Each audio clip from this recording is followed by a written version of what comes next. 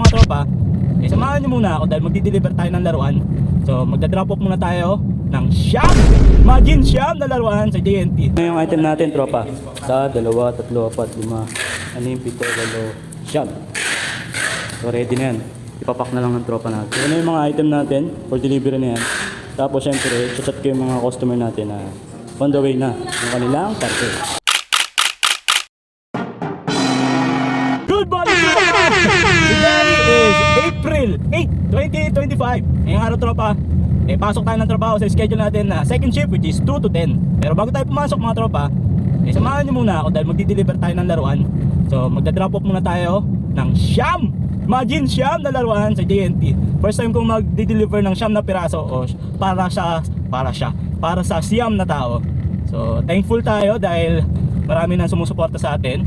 Alam nyo ba mga tropa, yung suporta nyo ay napakalaking tulong dahil dyan ako kumukuha ng mga pang-financial para sa magulang ko na ongoing yung gamutan sa sakit na stroke.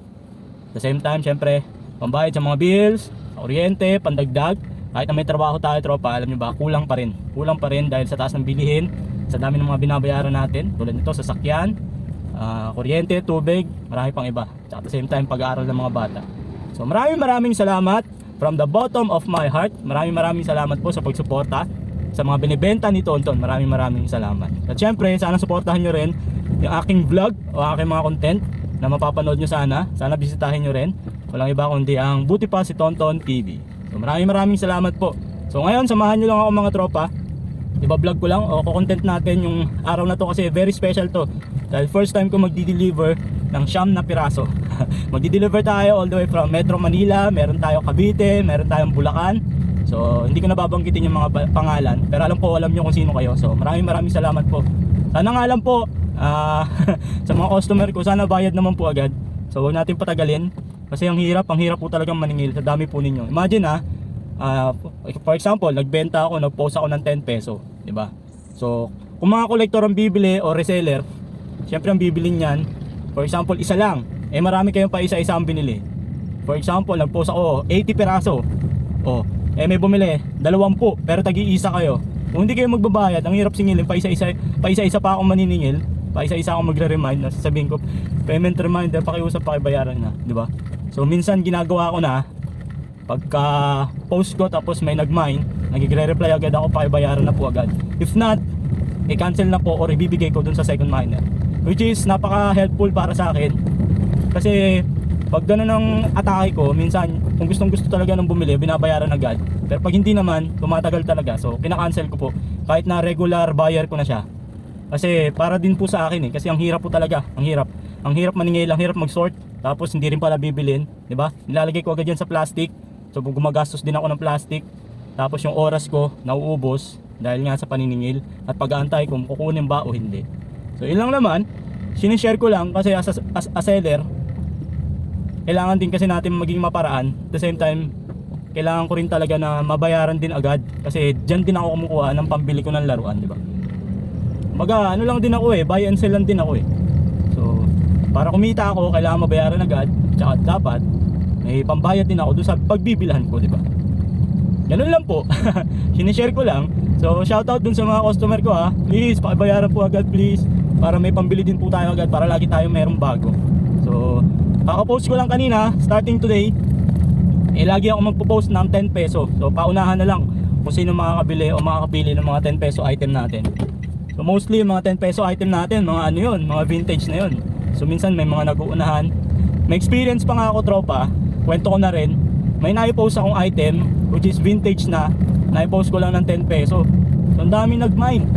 Sabi ko sa second miner, sorry po, may nauna na nag-mine. Kasi ang sistema, binibenta ko lang ng 10 piso, so chinat ako, binibili sa akin ng 50 pesos or 100 pesos daw.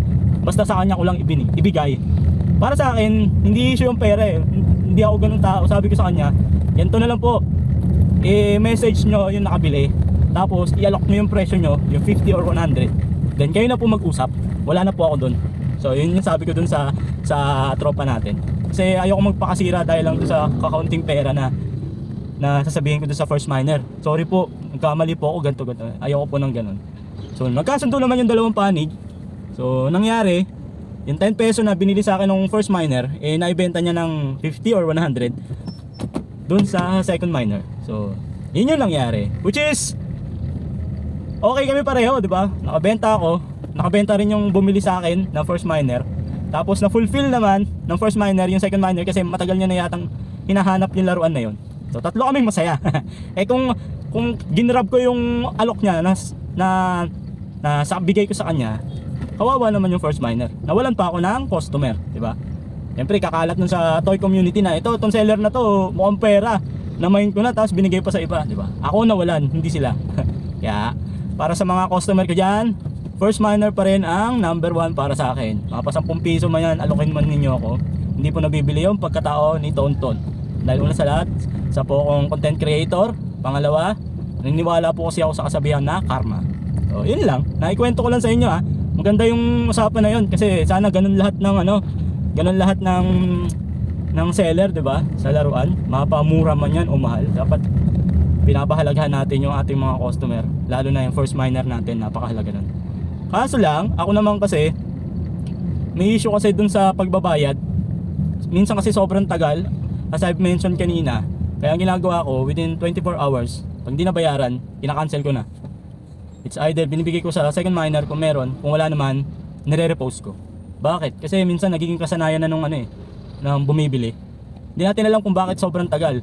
Although sabihin natin 10 piso, tapos sasabihin sa akin 10 piso lang hindi ka makapagantay. Ay, foul yun. From the word itself guys, kasasabi mo lang 10 piso lang hindi ako makapagantay. 10 piso lang hindi mo mabayaran, babalik ko sa iyo yun. 'Di ba? 'Di ba? Get ready na pag bibili ka sa online, dapat may pambayad ka talaga. Hindi mo pwedeng sabihin bukas na lang. Hindi mo pwedeng sabihin 10 piso lang hindi ka makapagantay. Hindi pwede yung ganun mga tropa. Kailangan responsible tayo. Pag sinabi mong mine, kung may laman yung GCash mo, bayaran mo na agad. Huwag mo nang patagalin pa. Or kung wala ka naman GCash, it's your choice kasi nag-mine ka GCash ang payment ko. So, yung rules ko pa rin po ang masusunod. Di ba po? Bago ko man i-post yung item, nakalagay na dun sa page ko na payment first. Payment through GCash. Tapos delivery through JNT. So JNT kasi napili ko kasi hassle-free ang JNT. Tsaka napakabilis, hindi katulad sa ibang courier na daming cheche-boreche. Sa JNT sa bahay pa lang, nagawa ko na yung transaction. So pagdating doon, dala-dala ko na yung item, ipapak na lang. Tapos magpiprint na lang ng resibo. So ganun kabilis, hassle-free. Wala nang cheche-boreche, wala nang pirma-pirma. Yun lang. Malapit na tayo. Time check 12:27, pasok natin alas 2. So inagahan ko talaga kasi nga nakasasakyan tayo, tsaka alam ko ma-traffic. So inagahan natin malis ng bahay para hindi tayo malate. So mangyayari siguro pagdating natin doon, sana wala masyadong tao. Papapak lang natin tong siyam na laruan natin. And then syempre babayaran natin yung shipping fee. So sa mga nagbabalak na bumili sa akin ng laruan, so kasama na po ang shipping fee sa babayaran ninyo para wala na kayong babayaran pa. So sa akin yung babayaran, din ako na lang din magbabayad sa JNT. No worries po kasi pinapakita ko kung magkano talaga yung babayaran nyo sa JNT. So kapag nakapagawa na ako ng resibo, ni-screenshot ko yun tapos sinesend ko sa mga customer ko. For example, 54 pesos. 54 pesos lang talaga babayaran nyo. Wala na akong dagdag. Kung ano lang talaga yung binayaran ko sa JNT, yun lang din ang babayaran nyo sa akin. Unlike sa iba na nakaka-bad trip man, pero na ilang beses na ako naloko sa ganyan. Ang liit lang ng item ko, alam ko naman na ganun lang yung babayaran, 54 pesos, pero ang singil sa akin 150. Wow. Nahanapan ko ng resibo pero hindi binibigay sa akin. So malis na ako dun. Kahit na sabihin natin magaganda yung item niya, so hindi na ako bumili. Kasi kailangan honest tayo talaga Pero hindi ko sinabi na alam ko kasi ayoko rin na mapahiya yung tropa natin. So hindi na lang ako bumili. So yun yung lessons learned natin, di ba? May time naman na minsan siningil ko ng mataas, tapos mababa lang pala yung dapat singilin, binabalik ko pa rin para walang problema, di ba? So malapit na tayo sa JNT mga tropa. Malapit na tayo to, tatawid lang tayo, and then parking lang tayo, sana may maparkingan tayo. Yun lang, mayroong jeep tayo dyan. Yun, puti na lang, paalis na. Galing talaga ni God, gumagawa talaga ng paraan si God. Yay! Thank you. Ayun, umalis yung pulang kotse, tapos tayo naman ng papalit.